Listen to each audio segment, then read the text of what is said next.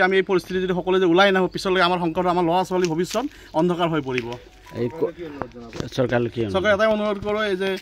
যিবোৰ মানে বাংলাদেশী সন্দেহযুক্ত সিহঁতক মানে উচ্ছেদ কৰি পেলাই আমাৰ খিলঞ্জীয়া মুক্ত কৰাৰ কাৰণে মই বিচাৰোঁ সেইটো আমাৰ যে ভৱিষ্যত যে আমাৰ ল'ৰা ছোৱালী যেন সুৰক্ষিত হৈ থাকে এই মোৰ বিনম্ৰ অনুৰোধ এইখন কি গাঁওখনৰ নাম কি এইখনৰ নামটো আমি আগতে পানীখাতি ষ্টেচন বুলি জানো কিন্তু তেওঁলোকে নতুন নামাকৰণ কৰিছে বোলে আপোনাৰ জোনাকী নগৰ তেওঁলোকে নতুনকৈ নামাকৰণ কৰিছে জোনাকী নগৰ বুলি বুজিছে এতিয়া গোটেই আমি সংকটত ভুগি আছোঁ কেতিয়া মানুহৰ কোন কেনেকুৱা কি হয় কোনো ধৰিব নোৱাৰে কিমান এতিয়া মানুহ ক'ৰ হয় কি কথা কোনো ইয়াৰ চিন নাপায় ইয়াৰ পৰা কচুতলি উচ্ছেদ হৈছে ক'ৰবাৰ পৰা আহিছে কোনোবা আপোনাৰ বোলে কিৰাকাটাৰ পৰা আহিছে খেৰবাৰীৰ পৰা এতিয়া হেৰি হৈছে ক'ৰ পৰা আপোনাৰ বাহিৰত য'ত যিমান হৈছে উচ্ছেদ আহি পেলাই ইয়াতে গোটেই সোমাই আছে প্ৰথমতে আমি এঘৰ বা দুঘৰ দেখিছিলোঁ তাৰ আগতে আজিৰ পৰা 15 বছৰ আগত তেতিয়া দেখিছিলোঁ আমি লুঙি পিন্ধা মানুহ চাব লাগিলে পানীখাতি বজাৰখনতে আহিলে দেখা পাওঁ লুঙি পিন্ধা মানুহ নহয় লুঙি টুপি মানে দেখাই নাপাওঁ কিন্তু এতিয়া এনেকুৱা যে শুই উঠি পেলাই আমি লুঙি আৰু টুপিয়ে দেখা পাওঁ ফাৰ্ষ্ট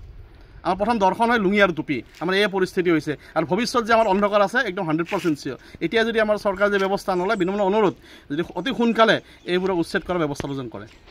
কিমানমান মানুহ আছে ইয়াতে এতিয়া আজিৰ ডেটত তেওঁলোকৰ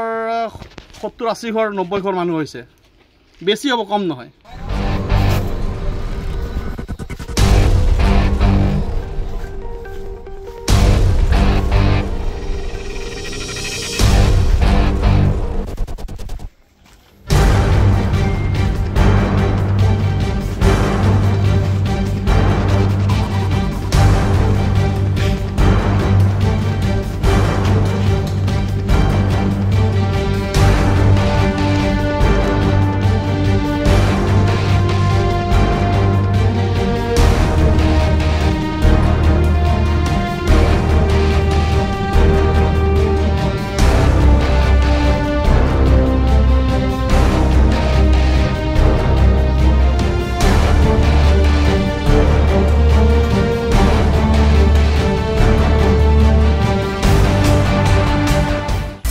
আপুনি বিচৰা বাতৰি পাব কেৱল নিউজ 18 এপত